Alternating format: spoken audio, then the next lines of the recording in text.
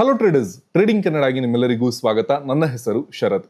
ಇವತ್ತಿನ ಈ ವಿಡಿಯೋದಲ್ಲಿ ಯಾವ ರೀತಿ ಇಫ್ ಇನ್ ಕೇಸ್ ನಾನೇನಾದರೂ ಬಿಗಿನರ್ ಆಗಿದ್ರೆ ನನ್ನ ಟ್ರೇಡಿಂಗ್ ಜರ್ನಿನ ನಾನು ಆದಷ್ಟು ಬೇಗ ಸಕ್ಸಸ್ಫುಲ್ ವೇಯಲ್ಲಿ ತೆಗೆದುಕೊಳ್ಳಿಕ್ಕೆ ಪ್ಲಾನ್ ಮಾಡ್ತಾ ಇದ್ದೆ ಅನ್ನೋದನ್ನ ನಾನು ನಿಮಗೆ ಎಕ್ಸ್ಪ್ಲೈನ್ ಮಾಡ್ಲಿಕ್ಕೆ ಇದ್ದೇನೆ. ಯಾಕೆಂದ್ರೆ ನನ್ನ 8 ವರ್ಷಗಳ ಎಕ್ಸ್ಪೀರಿಯನ್ಸ್ ನಾನು ನಿಮಗೆ ಶೇರ್ ಮಾಡ್ಲಿಕ್ಕೆ ಇದ್ದೇನೆ. ಇಫ್ ಇನ್ ಕೇಸ್ 8 ವರ್ಷದ ಮುಂಚೆ ನನ್ಗೆ ಯಾರಾದ್ರೂ ಈ ವೇಸ್ ಗಳನ್ನ ತಿಳಿಸಿದ್ರೆ ಮೇ ಬಿ ನಾನು ಆದಷ್ಟು ಬೇಗ ಟ್ರೇಡರ್ ಆಗ್ತಾ ಇದ್ದೆ ಅಂಡ್ ನನ್ನ ಸ್ಟ್ರಗಲಿಂಗ್ ಡೇಸ್ ಏನಿದೆಯಲ್ಲ ಮೇ ಬಿ ಕಡಿಮೆ ಆಗ್ತಾ ಇತ್ತು. ಸೊ ಹಾಗಾಗಿ ಯಾವ ರೀತಿ ನಾವು ಟ್ರೇಡರ್ ಆಗ್ಬಹುದು ಆಸ್ ಅ ಬಿಗಿನರ್ ಅನ್ನೋದನ್ನ ನಾನು ನಿಮ್ಗೆ ಎಕ್ಸ್ಪ್ಲೈನ್ ಮಾಡ್ಲಿಕ್ಕೆ ಇದ್ದೇನೆ. ಸೊ ಈ ರೀತಿಯ ವಿಡಿಯೋಗಳು ನಿಮ್ಗೆ ಇಷ್ಟವಾಗಿದ್ದರೆ ಈ ವಿಡಿಯೋ ನೀವು ಲೈಕ್ ಮಾಡಬಹುದು. ಹಾಗೆ ನೀವು ನಮ್ಮ ಚಾನಲ್ಗೆ ಸಬ್ಸ್ಕ್ರೈಬ್ ಮಾಡಿಲ್ಲ ಅಂದ್ರೆ ಸಬ್ಸ್ಕ್ರೈಬ್ ಮಾಡಿ ಪಕ್ಕದಲ್ಲಿರೋ ಬೆಲ್ ಐಕಾನ್ ಒತ್ತಿದ್ರೆ ಮುಂದಿನ ವಿಡಿಯೋಗಳ ನೋಟಿಫಿಕೇಶನ್ ಕೂಡ ನಿಮಗೆ ಕಾಣಲಿಕ್ಕೆ ಸಿಗುತ್ತೆ. ಸೊ ವಿಡಿಯೋನ ಶುರು ಮಾಡೋಣ. ಸೊ ಟ್ರೇಡರ್ ಆಗೋದು ಏನಿದೆಯಲ್ಲ ಒಂದು ಜರ್ನಿ ಇದ್ದ ಹಾಗೆ. ನೀವು ಒಂದು ದಿನದಲ್ಲಿ ಖಂಡಿತವಾಗಿಯೂ ಟ್ರೇಡರ್ ಆಗ್ಲಿಕ್ಕೆ ಆಗೋದಿಲ್ಲ. ಒಂದು ತಿಂಗಳಲ್ಲಿ ಎಸ್ ಪಾಸಿಬಿಲಿಟೀಸ್ ತುಂಬಾನೇ ಕಮ್ಮಿ, 6 ತಿಂಗಳಲ್ಲಿ, 1 ವರ್ಷದಲ್ಲಿ ಎಸ್ ಪಾಸಿಬಿಲಿಟೀಸ್ ತುಂಬಾನೇ ಕಮ್ಮಿ ಇರುತ್ತೆ. ನೀವು ಟ್ರೇಡಿಂಗ್ ನ ಕಲಿಬಹುದು, ಬಟ್ ಉತ್ತಮವಾದ ಟ್ರೇಡರ್ ಆಗ್ಬೇಕು ಅಂತ ಇದ್ದಾಗ ಟೈಮ್ ಅನ್ನೋದು ತುಂಬಾನೇ ಇಂಪಾರ್ಟೆಂಟ್ ಆಗುತ್ತೆ. ಸೊ ಈ ಟೈಮ್ ನ ಜೊತೆಗೆ ಕೆಲವೊಂದು ಫ್ಯಾಕ್ಟರ್ ಗಳನ್ನು ಕೂಡ ನೀವು ನೆನಪಲ್ಲಿ ಇಟ್ಕೊಳ್ಬೇಕಾಗತ್ತೆ.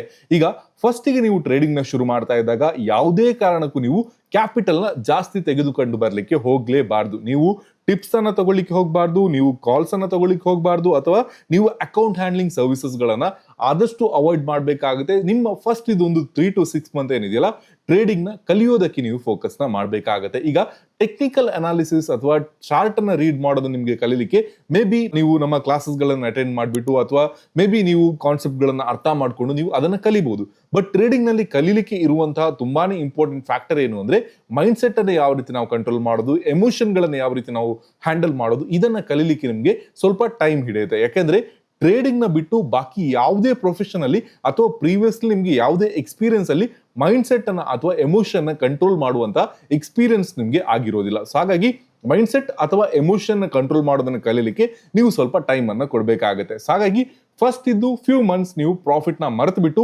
ಟ್ರೇಡಿಂಗ್ ನ ನಾನು ಕಲಿತೇನೆ. ಲೈಕ್ ಒಂದು ಶಾಲೆಯಲ್ಲಿ ನೀವು ಯಾವ ರೀತಿ ಕಲಿತೀರಾ, 1 ವರ್ಷ 2 ವರ್ಷ, ಅಥವಾ ನೀವು ಯಾವ್ದಾದ್ರು ಒಂದು ಕೋರ್ಸ್ ಅನ್ನ ಮಾಡ್ತೀರಾ ಅಂತ ಅನ್ಕೊಳ್ಳಿ. ಅದರಲ್ಲಿ ನಿಮ್ಗೆ ಯಾವ ರೀತಿ 3 ವರ್ಷದ ಒಂದು ಕ್ಲಾಸಸ್ ಇರುತ್ತೆ, ಈ ರೀತಿ ಏನ್ ಕ್ಲಾಸಸ್ ಇರುತ್ತಲ್ಲ ಅದೇ ರೀತಿ ನಿಮ್ಗೆ ಟ್ರೇಡಿಂಗ್ ಅಲ್ಲಿ ಕೂಡ ಅಟ್ಲೀಸ್ಟ್ ಒಂದು 6 ಮಂತ್ ಇದ್ದು ಮಾರ್ಕೆಟ್ ಇದ್ದು ಕ್ಲಾಸ್ ಅಂತ ಇರುತ್ತೆ. ಎಸ್ ನೀವು ನಮ್ಮಿಂದ ಟ್ರೇಡಿಂಗ್ ನ ಕಲಿತೀರಾ, ಕಾನ್ಸೆಪ್ಟ್ ಗಳನ್ನ ಕಲಿತೀರಾ, ಆ ನಂತರ ಮಾರ್ಕೆಟ್ ಕೂಡ ನಿಮ್ಗೆ ಕೆಲವೊಂದು ವಿಚಾರಗಳನ್ನ ಪರ್ಸನಲಿ ಟೀಚ್ ಮಾಡೋದಿರುತ್ತೆ. ಅದನ್ನ ನೀವು ಪರ್ಸನಲಿ ಟ್ರೇಡ್ ಮಾಡಿನೇ ಕಲಿಬೇಕಾಗತ್ತೆ. ಅದನ್ನ ಯಾರು ಕೂಡ ಅವಾಯ್ಡ್ ಮಾಡೋ ಹಾಗಿಲ್ಲ. ಯಾಕೆಂದ್ರೆ ಇಫ್ ಇನ್ ಕೇಸ್ ನೀವು ಮಾರ್ಕೆಟ್ ನಿಂದ ಏನೆಲ್ಲ ಎಫೆಕ್ಟ್ ಆಗುತ್ತೆ ಅದನ್ನ ಕಲಿಲಿಕ್ಕೆ ನೀವು ಭಯ ಪಟ್ರಿ ಅಥವಾ ಅದರಿಂದ ನೀವು ಹಿಂದೆ ಬಿದ್ರಿ ಅಂತ ಅನ್ಕೊಳ್ಳಿ, ಟ್ರೇಡರ್ ಆಗೋದು ತುಂಬಾನೇ ಕಷ್ಟ ಆಗುತ್ತೆ. ಹಾಗಾಗಿ ಫಸ್ಟ್ ಗೆ ಯಾವಾಗ್ಲೂ ಕೂಡ ಸ್ಮಾಲ್ ಕ್ಯಾಪಿಟಲ್ ಅಲ್ಲಿ ಲೈಕ್ 5,000 ಅಥವಾ 10,000 ಅಲ್ಲಿ ನೀವು ಟ್ರೇಡಿಂಗ್ ನ ಶುರು ಮಾಡ್ಬೇಕಾಗುತ್ತೆ. ಅಂಡ್ ಈ ಒಂದು ಕ್ಯಾಪಿಟಲ್ ಅಲ್ಲಿ ನೀವು ದೊಡ್ಡ ಪ್ರಾಫಿಟ್ ನ ಮಾಡ್ತೀರಾ ಅನ್ನುವಂತ ಎಕ್ಸ್ಪೆಕ್ಟೇಷನ್ ನ ಬಿಟ್ಬಿಡಿ. ಮೇ ಬಿ ಈ ಕ್ಯಾಪಿಟಲ್ 0 ಆಗುವ ಸಾಧ್ಯತೆಗಳು ಕೂಡ ಇರುತ್ತೆ, ಬಿಕಾಸ್ ನಿಮ್ಗೆ ಟ್ರೇಡಿಂಗ್ ನ ಬಗ್ಗೆ ಅಷ್ಟೊಂದು ನಾಲೆಜ್ ಇಲ್ಲ. ಹಾಗಾಗಿ ಈ ಕ್ಯಾಪಿಟಲ್ ನ ಆಸೆ ಬಿಟ್ಟು ನೀವು ಟ್ರೇಡಿಂಗ್ ನ ಕಲಿಯೋದ್ರ ಬಗ್ಗೆ ಯೋಚನೆನ ಮಾಡಬೇಕಾಗತ್ತೆ. ಸೊ ಇಲ್ಲಿ ನಿಮ್ಮ ಮೇನ್ ಉದ್ದೇಶ ಏನಿರ್ಬೇಕಾಗತ್ತೆ, ಈ ಒಂದು ಕ್ಯಾಪಿಟಲ್ ನ ಯಾವ ರೀತಿ ಉಳಿಸ್ಕೊಳ್ಬೇಕು ಅನ್ನೋದು ಫಸ್ಟ್ ಪ್ರಿಫರೆನ್ಸ್ ಆಗಿರುತ್ತೆ. ಸೊ ಇಫ್ ಇನ್ ಕೇಸ್ ನೀವೇನಾದ್ರೂ 6 ತಿಂಗಳಲ್ಲಿ ಕ್ಯಾಪಿಟಲ್ ನ ಉಳಿಸ್ಕೊಳ್ತೀರಾ ಅಂತ ಅನ್ಕೊಳ್ಳಿ, ಆಬ್ವಿಯಸ್ಲಿ ನಾನು ನಿಮ್ಗೆ ತಿಳಿಸ್ತೆ ಕ್ಯಾಪಿಟಲ್ ಇದು ಖಾಲಿ ಆಗೋ ಸಾಧ್ಯತೆಗಳು ಕೂಡ ಇರುತ್ತೆ. ಖಾಲಿ ಆಗುತ್ತೆ. ಫಾರ್ ಎನ್ ಎಕ್ಸಾಂಪಲ್ ನೆಕ್ಸ್ಟ್ ನೀವು 10,000 ಕ್ಯಾಪಿಟಲ್ ನ ಹಾಕ್ತೀರಾ ಅಂತ ಅನ್ಕೊಳ್ಳಿ. ಸೊ ಹಾಗಾಗಿ ನಿಮ್ಮ ಮೊದಲ ಉದ್ದೇಶ ಏನಾಗಿರ್ಬೇಕು ಅಂದ್ರೆ ನೀವೇನ್ ಕ್ಯಾಪಿಟಲ್ ನ ಹಾಕ್ತೀರಾ ಅದನ್ನ ಉಳಿಸ್ಕೊಳ್ಳಿಕ್ಕೆ ಪ್ಲಾನ್ ನ ಮಾಡ್ಬೇಕಾಗತ್ತೆ.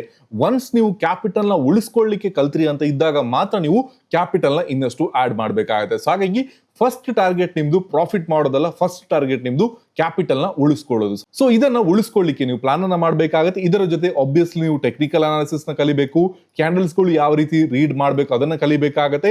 ಅಂಡ್ ನೀವು support and resistance, trend line, ಈ ರೀತಿ ಅದರ ಜೊತೆಗೆ ಮೈಂಡ್ ಸೆಟ್ ಗೆ ನೀವು ಏನನ್ನ ವರ್ಕ್ ಮಾಡಬೇಕಾಗತ್ತೆ, ಮೈಂಡ್ ಸೆಟ್ ಗೆ ಯಾವ ರೀತಿ ನಾನು ಕ್ಯಾಪಿಟಲ್ ನ ಸೇವ್ ಮಾಡಬಹುದು ಅನ್ನೋದನ್ನ ನೀವು ಯೋಚನೆನ ಮಾಡಬೇಕಾಗುತ್ತೆ. ಹಾಗೆ ಇನ್ನೊಂದು ವಿಚಾರ, ಇಫ್ ಇನ್ ಕೇಸ್ ನಾನೇನಾದ್ರೂ ಬಿಗಿನರ್ ಆಗಿದ್ರೆ ನಾನು ಏನ್ ಮಾಡ್ತಾ ಇದ್ದೆ ಅಂದ್ರೆ ಜಾಸ್ತಿ ವಿಚಾರಗಳನ್ನ ನಾನು ಕಲಿಯೋದನ್ನ ಅವಾಯ್ಡ್ ಮಾಡ್ತಾ ಇದ್ದೆ. ಯಾಕೆಂದ್ರೆ ಆಫ್ಟರ್ 8 ಇಯರ್ಸ್ ನನಗೆ ಅರ್ಥ ಆಗಿರೋದು ಏನು ಅಂದ್ರೆ ಟ್ರೇಡಿಂಗ್ ತುಂಬಾನೇ ಸಿಂಪಲ್. ಟ್ರೇಡಿಂಗ್ ನಲ್ಲಿ ನಾವು ತುಂಬಾ ಅಡ್ವಾನ್ಸ್ ಕಾನ್ಸೆಪ್ಟ್, ಟೆಕ್ನಿಕಲ್ ಕಾನ್ಸೆಪ್ಟ್ ಆ ರೀತಿ ಏನು ಕೂಡ ವಿಚಾರಗಳಿರೋದಿಲ್ಲ. ಟ್ರೇಡಿಂಗ್ ನಲ್ಲಿ ನಾವು ಬೈಯರ್ಸ್ ಅಂಡ್ ಸೆಲ್ಲರ್ಸ್ ನ ಸೈಕಾಲಜಿನ ಅರ್ಥ ಮಾಡ್ಕೊಳ್ಬೇಕಾಗುತ್ತೆ, ಯಾವ ರೀತಿ ಮಾರ್ಕೆಟ್ ಮೊಮೆಂಟಮ್ ನ ಕೊಡುತ್ತೆ ಅನ್ನೋದನ್ನ ನಾವು ಅರ್ಥ ಮಾಡ್ಕೊಳ್ಬೇಕಾಗುತ್ತೆ. ಅದಕ್ಕೆ ಎಸ್ ಪ್ರೈಸ್ ಆಕ್ಷನ್ ನಿಮ್ಗೆ ಹೆಲ್ಪ್ ಆಗುತ್ತೆ. RNR ಬೇಸ್ ಪ್ರೈಸ್ ಆಕ್ಷನ್ ನಾನು ಪರ್ಸನಲಿ ಯೂಸ್ ಮಾಡ್ತೀನಿ. ಅದರ ಜೊತೆಗೆ ಸೈಕಾಲಜಿ ನಾವು ಕಂಬೈನ್ ಮಾಡ್ತೀವಿ. ಈ ರೀತಿ ನಾವು ಸೈಕಾಲಜಿ ಬೇಸ್ಡ್ ಆಗಿ ಟ್ರೇಡ್ ನ ಮಾಡ್ತೀವಿ. ಅಂಡ್ ಇಫ್ ಇನ್ ಕೇಸ್ ನೀವು ಬೇರೆ ಯಾವ್ದಾದ್ರು ಕಾನ್ಸೆಪ್ಟ್ ನ ಕಲಿತಾ ಇದ್ರೆ ಆದಷ್ಟು ಅದನ್ನೇ ಫೋಕಸ್ ಮಾಡ್ಲಿಕ್ಕೆ ಟ್ರೈ ಮಾಡಿ. ಅದರ ಜೊತೆಗೆ ಇನ್ನೊಂದನ್ನ ನೀವು ಆಡ್ ಮಾಡೋದು, ಅಥವಾ ಇವತ್ತು ಒಂದು ವಿಚಾರನ ಕಲಿಯೋದು, ನಾಳೆ ಇನ್ನೊಂದು ವಿಚಾರನ ಕಲಿಯೋದು, ಇವತ್ತೊಂದು ಸ್ಟ್ರಾಟಜಿ ಯೂಸ್ ಮಾಡೋದು, ನಾಳೆ ಇನ್ನೊಂದು ಸ್ಟ್ರಾಟಜಿ ಇನ್ನೊಂದು ಮೆಥಡ್ ಅಲ್ಲಿ ಯೂಸ್ ಮಾಡೋದು, ಈ ರೀತಿ ಮಿಸ್ಟೇಕ್ಸ್ ಗಳನ್ನ ಮಾಡ್ಲಿಕ್ಕೆ ಯಾವತ್ತೂ ಕೂಡ ಹೋಗಬೇಡಿ. ಯಾಕೆಂದ್ರೆ ಇಫ್ ಇನ್ ಕೇಸ್ ನೀವು ಹೊಸ ವಿಚಾರಗಳನ್ನ ಪ್ರತಿದಿನ ಡಿಫ್ರೆಂಟ್ ಥಿಂಗ್ಸ್ ಗಳನ್ನ ಕಲಿತಾ ಹೋಗ್ತೀರಾ ಅಂತ ಅನ್ಕೊಳ್ಳಿ, ನಿಮ್ಗೆ ಕಲಿಯೋ ಕರ್ವ್ ಏನಿದೆಯಲ್ಲ ಒಂದು 2 ವರ್ಷ 3 ವರ್ಷ ನಿಮ್ಗೆ ಹಿಡಿಯುತ್ತೆ. ಸೊ ಹಾಗಾಗಿ ಒಂದು ವಿಚಾರನ ಪಿಕ್ ಮಾಡಿ, ಫಾರ್ ಎನ್ ಎಕ್ಸಾಂಪಲ್ ಪ್ರೈಸೆಕ್ಷನ್ ಕಲಿಬೇಕು ಅಂತ ಇದ್ರೆ ನಮ್ಮ ಚಾನಲ್ಗೆ ವಿಸಿಟ್ ಮಾಡಿ, ಅಥವಾ ನಮ್ಮ ಕ್ಲಾಸಸ್ ಇರುತ್ತೆ ಟ್ರೇಡಿಂಗ್ ಕನ್ನಡ ಆಪ್ ಅನ್ನ ಪ್ಲೇ ಸ್ಟೋರ್ ಅಥವಾ ಆಪ್ ಸ್ಟೋರ್ ಇಂದ ನೀವು ಡೌನ್ಲೋಡ್ ಮಾಡ್ಕೊಳ್ಬಹುದು. ಫಸ್ಟ್ ಗೆ ಬೇಸಿಕ್ ಫ್ರೀ ಕ್ಲಾಸ್ಗೆ ಬೇಕಿದ್ರೆ ನೀವು ಜಾಯ್ನ್ ಆಗ್ಬಹುದು, ದೆನ್ ನೀವು ಬೇಕಿದ್ರೆ ಪೇಯ್ಡ್ ಕ್ಲಾಸಸ್ ಗಳಿಗೆ ಜಾಯ್ನ್ ಆಗ್ಬಹುದು. ಸೊ ಹಾಗಾಗಿ ಒಂದು ವಿಚಾರನ ಕಲಿಯಲಿಕ್ಕೆ ಪ್ಲಾನ್ ಮಾಡಿ ಅದೇ ವಿಚಾರದಲ್ಲಿ ನೀವು ಮಾಸ್ಟರ್ ಆಗೋದಕ್ಕೆ ಫೋಕಸ್ ನ ಮಾಡಬೇಕಾಗುತ್ತೆ. ಯಾವುದೇ ಕಾರಣಕ್ಕೆ ಇವತ್ತು ನೀವು ಪ್ರೈಸೆಕ್ಷನ್ ಕಲ್ತ್ರಿ, ನಾಳೆ ಇಂಡಿಕೇಟರ್ ನ ಕಲಿಯೋದು, ನಾಡಿದ್ದು ಇನ್ನೊಂದು ಯಾವ್ದೋ ಆರ್ಡರ್ ಬ್ಲಾಕ್ ಅನ್ನ ಕಲಿಯೋದು. ಸೊ ಸಂಬಂಧನೇ ಇಲ್ಲದ ವಿಚಾರಗಳನ್ನ ನೀವು ಕಲಿಲಿಕ್ಕೆ ಹೋದಾಗ ಏನಾಗುತ್ತೆ, ನಿಮ್ಗೆ ಅಲ್ಲಿ ತುಂಬಾ ಟೈಮ್ ಹಿಡಿಯುತ್ತೆ ಅಂಡ್ ಟ್ರೇಡಿಂಗ್ ನ ಕಲಿಯೋದ್ರ ಲೂಪ್ ಅಲ್ಲಿ ನೀವು ಸ್ಟಕ್ ಆಗ್ತೀರಾ. ತುಂಬಾ ಜನ ಏನ್ ಮಾಡ್ತಾ ಇದ್ರೆ ಟ್ರೇಡಿಂಗ್ ನ ಕಲಿತಾ ಇದೀನಿ ಅನ್ನೋದ್ರ ಬೇಸ್ಡ್ ಆಗಿ 3-4 ವರ್ಷದಿಂದ ಕಲಿತಾನೆ ಇದ್ದಾರೆ, ಬಟ್ ಟ್ರೇಡರ್ ಆಗ್ಲಿಕ್ಕೆ ಅವರಿಗೆ ಆಗ್ತಾ ಇಲ್ಲ. ಸೊ ಹಾಗಾಗಿ first and most important thing ನಿಮ್ಮ ಕ್ಯಾಪಿಟಲ್ ನ ಸೇವ್ ಮಾಡೋದು. ಇನ್ನೊಂದು ನೀವು ಟೆಕ್ನಿಕಲ್ಸ್ ಅಥವಾ ಏನಾದ್ರೂ ನಿಮ್ಗೆ ಯಾವ್ದು ಲೈಕ್ ಆಗುತ್ತೆ, ಇಂಡಿಕೇಟರ್ ಆದ್ರೆ ಇಂಡಿಕೇಟರ್ ಆಬ್ವಿಯಸ್ಲಿ, ಸೊ ಯಾವ್ದು ಲೈಕ್ ಆಗುತ್ತೆ ಅದನ್ನ ಚೂಸ್ ಮಾಡಿ ಅಂಡ್ ಅದನ್ನೇ ಪ್ರಾಕ್ಟೀಸ್ ಮಾಡ್ತಾ ಹೋಗಿ.